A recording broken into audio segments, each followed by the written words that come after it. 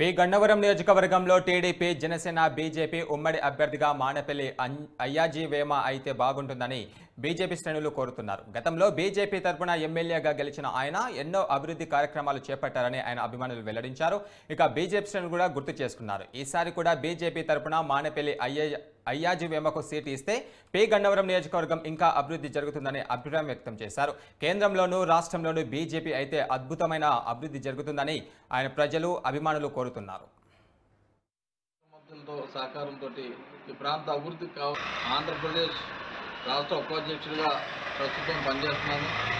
ఈ కోనసీమలో ఉన్నటువంటి గతంలో పనిచేసినటువంటి నగరం నియోజకవర్గానికి శాసనసభ్యుడిగా 1999 నుంచి 2004 వరకు శాసనసభ్యుడిగా పనిచేశాను. అప్పట్లో కేంద్రంలో వాజ్పేయి గారి ప్రభుత్వం అధికారంలో ఉండేది. ఈ ప్రాంతానికి సంబంధించినటువంటి పార్లమెంట్ సభ్యులు జిఎంసి బాల్యో గారు లోక్సభ స్పీకర్గా ఉండేవారు.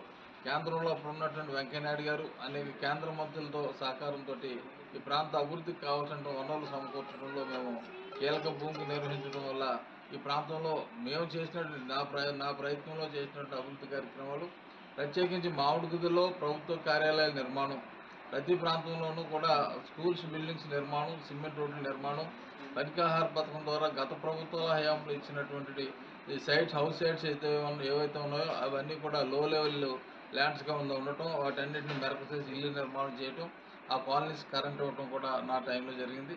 చాలా చోట్ల అభివృద్ధి కార్యక్రమాలకి కాంగ్రెస్ ప్రభుత్వ హయాంలో ఏ రకమైనటువంటి సహకారం అందించకపోవడం, ఈ తెలుగుదేశం ప్రభుత్వ హయాంలో జన్మభూమి ద్వారా కొన్ని కార్యక్రమాలు చేసినప్పటికీ నేను వచ్చిన తర్వాత రాష్ట్ర ముఖ్యమంత్రిగా చంద్రబాబు నాయుడు గారి సహకారంతో, అదేవిధంగా కేంద్రంలో ఉన్న వెంకయ్యనాయుడు గారి సహకారం, బీజేపీ నాయకుల సహకారంతో పి గన్నవరం నియోజకవర్గంలో అత్యధిక శాతం ఇల్లులు అయ్యేవే ఇల్లులు 2000 పైనే ఈ ప్రాంతానికి సంబంధించినటువంటి ఇల్లు నిర్మాణం చేయడం జరిగింది.